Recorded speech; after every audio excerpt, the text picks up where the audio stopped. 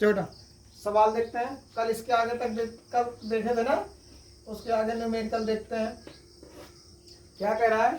कह रहा है एक ट्रक विरामावस्था से किसी पहाड़ी से नीचे की ओर नियत त्वरण से लुढ़कना शुरू करता है। ठीक है, कोई ट्रक है, पहाड़ी पर है, वो लुढ़कना शुरू कर देता है। फिर क्या कह रहा है? यदि यह 20 सेकंड में, कितने सेकंड में बेटा? कह रहा है 20 सेकंड में 400 मीटर की दूरी तय करता है। कितने मीटर की दूरी तय करता है? 400 मीटर की। चलिए क्या क्या दिया है पहले लिखते हैं। क्या दिया बेटा? टाइम दिया है ना। टाइम कितना दिया है? 20 सेकंड है। डिस्टेंस s बराबर कितना दिया है? 400 मीटर की दूरी तय करता है। इसका क्या निकालना है? त्वरण बेटा निकालना है, एक्सीलरेशन, और इस पे लगने वाले फोर्स की निकालना है। जबकि इसका मास दिया है, मास कितना दिया है? कह रहा 7 टन। 7 टन का मतलब बेटा 1 टन में कितना किलोग्राम? 1000। तो 7 टन में कितना हो जाएगा? 7 इंटू 1000 kg। इसका मतलब कितना इसका वेट है बेटा? 7000 किलोग्राम इस ट्रक का क्या है? वेट है। ठीक है, अब क्या निकालना है हमको? एक्सीलरेशन निकालना है। एक्सीलरेशन किससे निकाल सकते हैं? देखो दो तरीके हैं। एक तो हम लोग निकाल सकते हैं बेटा F बराबर m में से ना, न्यूटन के द्वितीय नियम से, और एक हम लोग निकाल सकते हैं S बराबर होता है, या इसको लो यहाँ से, अगर V बराबर लिखे बेटा U प्लस ए टी, यहाँ से भी निकल जाएगा, नहीं निकल जाएगा।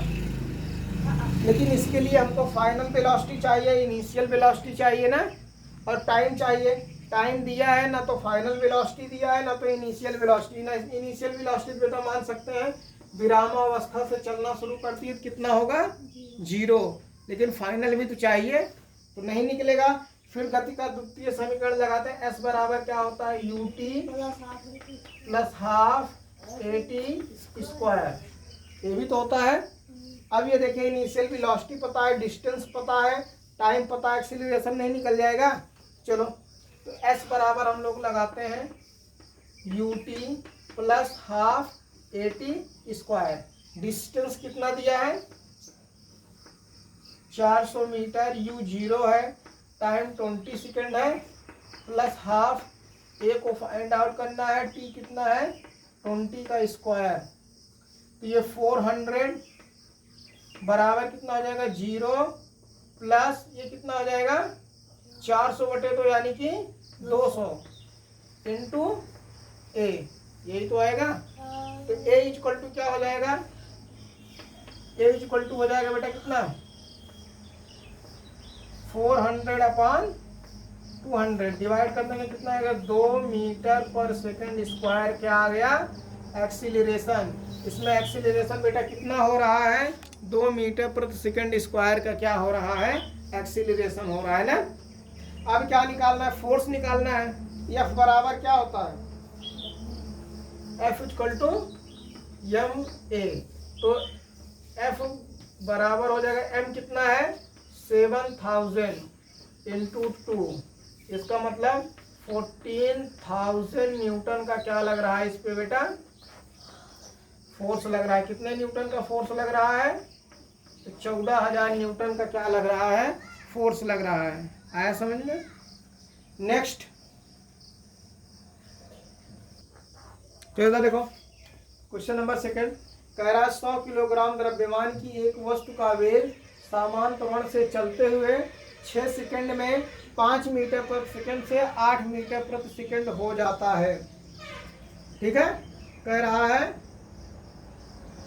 वस्तु के पहले एवं बाद के संवेगों की गणना कीजिए तथा उस वस्तु पर आरोपित बल की भी गणना करें। चलिए देखते हैं क्या क्या दिया है। टाइम कितना दिया है? टाइम कितना दिया है?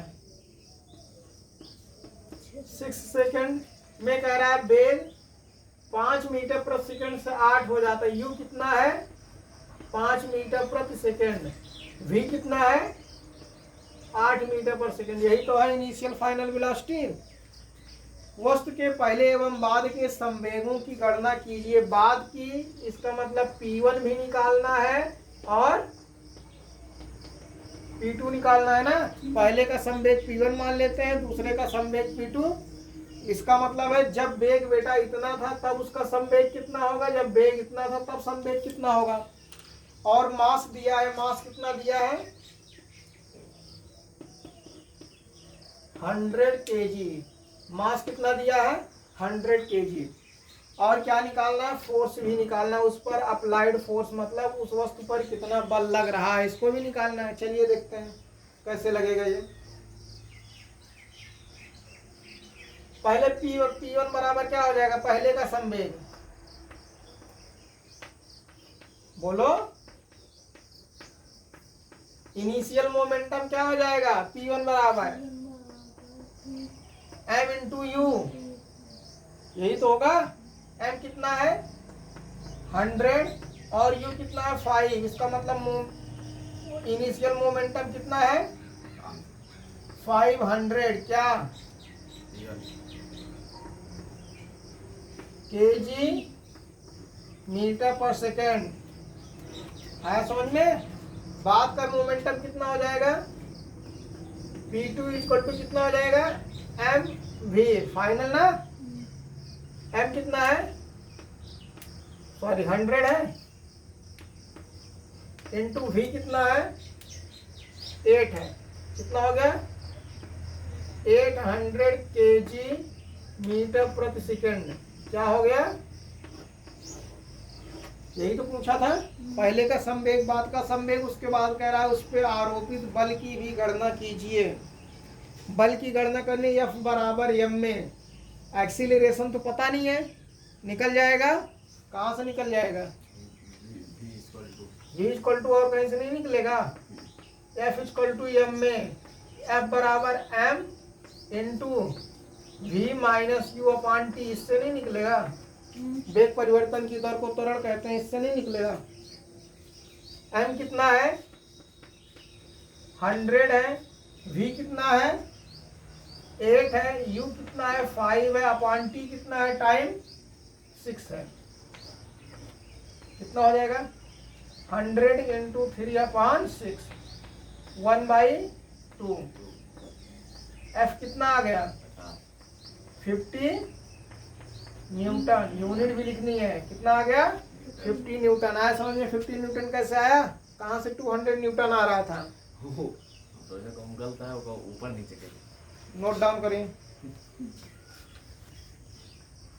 चलो देखो सवाल क्या कह रहा है, क्वेश्चन क्या कह रहा है देखते हैं।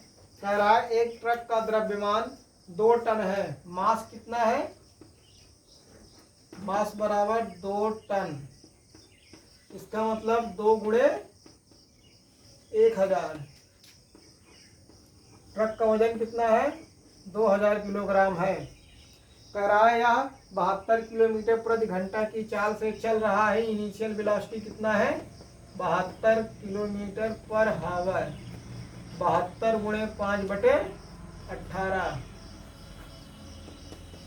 आ गया 20 मीटर प्रति सेकंड की चाल से चल रहा है। ब्रेक लगाने पर ट्रक 500 मीटर दूर चलकर रुक जाता है। दूरी यस बराबर कितना है 50 मीटर चलकर रुक जाता है। रुक जाता है मतलब फाइनल वेलोसिटी कितना है 0 किलोमीटर पर 0 मीटर पर सेकेंड। ब्रेक द्वारा आरोपित बल की गणना कीजिए। F बराबर m में बल निकालना है, द्रव्यमान दिया है, एक्सीलरेशन नहीं दिया है।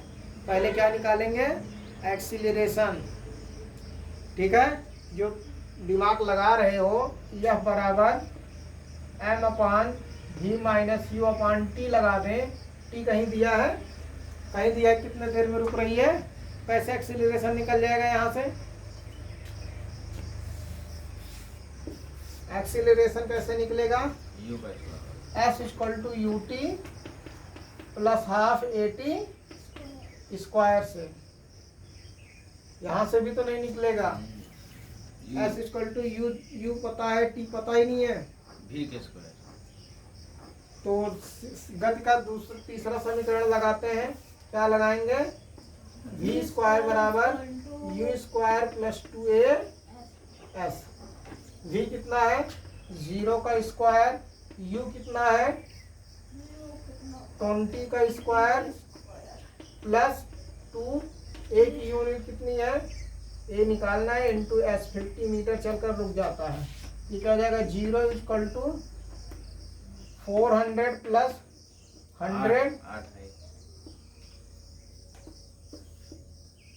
100 ए, तो ये -400 इक्वल टू 100 ए, तो ए बराबर हो गया क्या -4 मीटर पर सेकेंड स्क्वायर।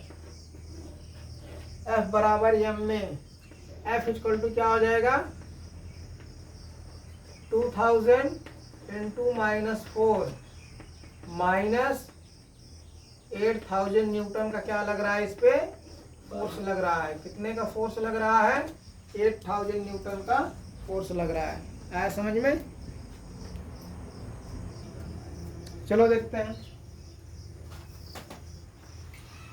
कह रहा है एक वस्तु जिसका द्रव्यमान कितना है 20 kg है, m बराबर कितना है 20 kg का इसका मास है, 100 मीटर पर सेकंड 100 सेंटीमीटर पर सेकंड के वेग से चल रही है। v बराबर क्या दिया है 100 सेंटीमीटर पर सेकंड, कन्वर्ट करेंगे इसको मीटर पर सेकंड में तो आएगा 1 मीटर पर सेकंड की वेग से चल रही है। इसको 20 सेकंड में रोकने के लिए कितना बल लगाना होगा, यही तो एफ बराबर यही टी बराबर दिया है 20 सेकंड। एफ बराबर पूछ रहा है कि कितना फोर्स अप्लाई करना पड़ेगा, यही तो है। चलो लगाते हैं। एफ बराबर क्या होता है m इंटू ए, m दिया हुआ है ए नहीं दिया है, कह रहा रोकने के लिए। एफ बराबर क्या हो जाएगा m v माइनस क्यू बटे टी, कर सकते हैं। m कितना है 20, v कितना है रुक जाएगा तो 0 -1 अपॉन टाइम कितना है 20 सेकंड में, ये कितना हो जाएगा कट गया, कितना बचा -1 न्यूटन का क्या लगाना पड़ेगा फोर्स, इस पे क्या करना पड़ेगा लगाना पड़ेगा, तो ये क्या हो जाएगी रुक जाएगा। आया समझ में? नोट डाउन करिए। 14 क्वेश्चन। क्वेश्चन क्या करे बेटा, किसी वस्तु को गति प्रदान करता है गुरुत्वीय बल, गुरुत्वाकर्षण बल, संतुलित बल, असंतुलित बल। बताइए इसका आंसर क्या होगा,